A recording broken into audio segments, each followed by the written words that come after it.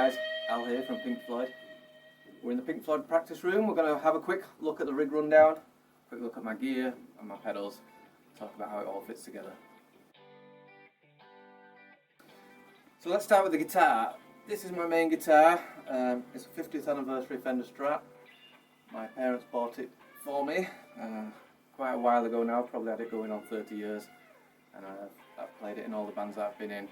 It's my weapon of choice, if you like, and yeah, it's my favourite, can't beat it. I play most of the set on this guitar, Shine On, all the way through to Comfortably Numb, like basically most of the songs. I have another guitar which is in a different tuning, which I use for Dogs, and I use a Telecaster for things like Run Like Hell.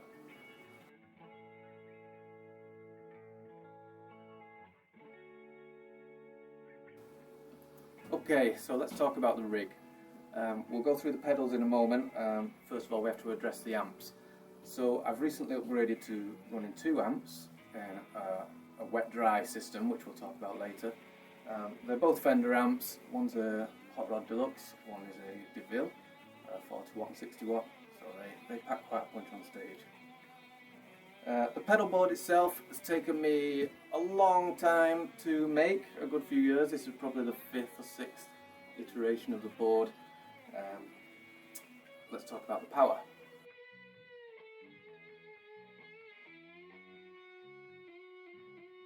So, the board is powered with a Gig Rig modular power system.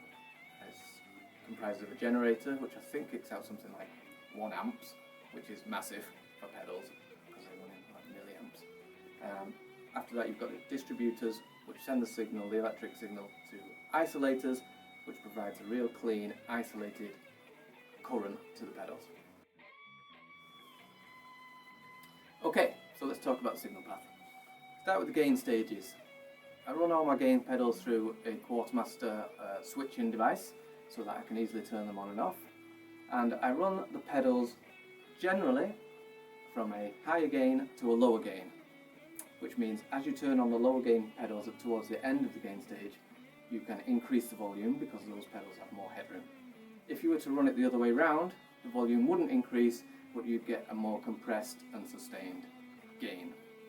There is one exception to that rule, and that is the blues driver, which I sit right in the middle, and that's there so that it can increase the volume of the pedals before it, but also increase the sustain of the pedals that are after it.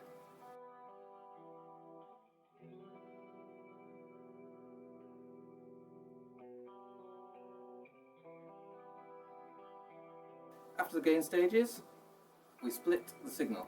So we'll throw up a quick signal path diagram here, but we split the signal. The gain stages go to what we're calling the dry amp, and the signal then carries on through the modulation and the delay, and that goes to the wet amp.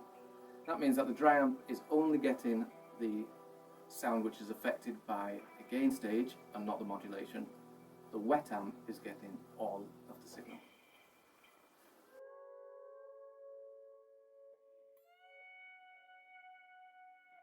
So after we split the signal to the wet and dry amps, we go into the modulation on the wet side only. On the wet side we've got things like the Electric Mistress, which is a flanger, we've got a rotary simulator, and we get the delay.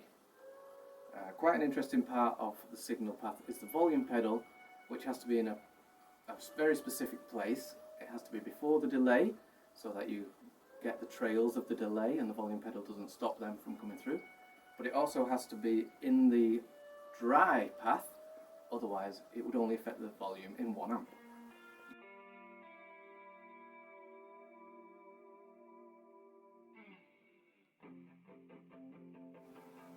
So a quick example of some of what we're talking about in the gain stages. Let's start with the Tube Screamer. This is a pretty high gain pedal, which is at the start of my gain stage. Sounds something like this.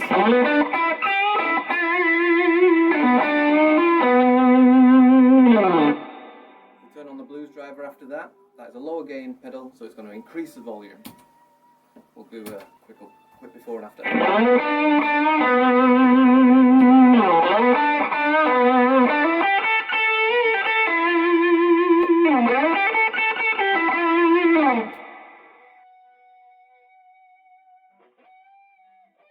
And going the other way, I have the blues driver before my big muff, so the big muff sounds like this. And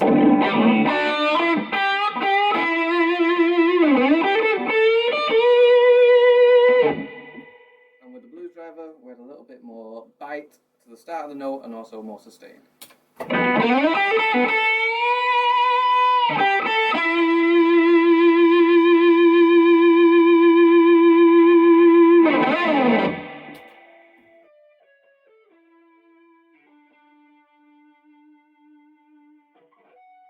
So an example of the wet dry, we'll play through the wet channel only with the modulation and the delay on.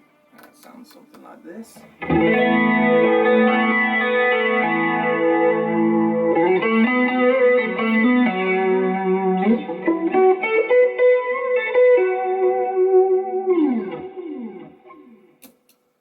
Same thing, just the dry amp.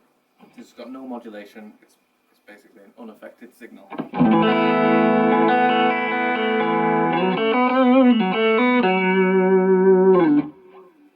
And we'll put them both together.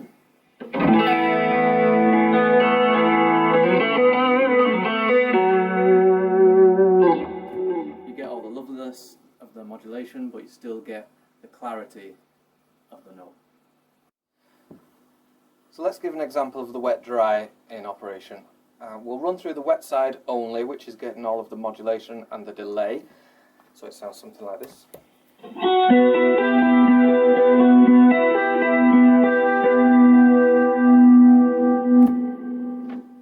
Which sounds very nice, but can be a bit mushy and you lose some of the clarity of the signal. Through the dry side only, with no modulation or delay, it's just the unaffected signal that sounds like this.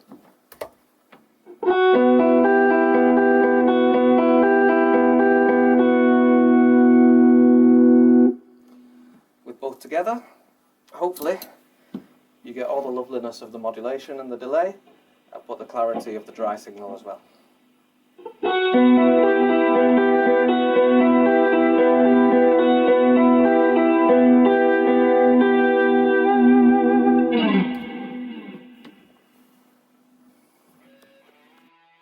Okay guys, thanks for watching this brief rig rundown.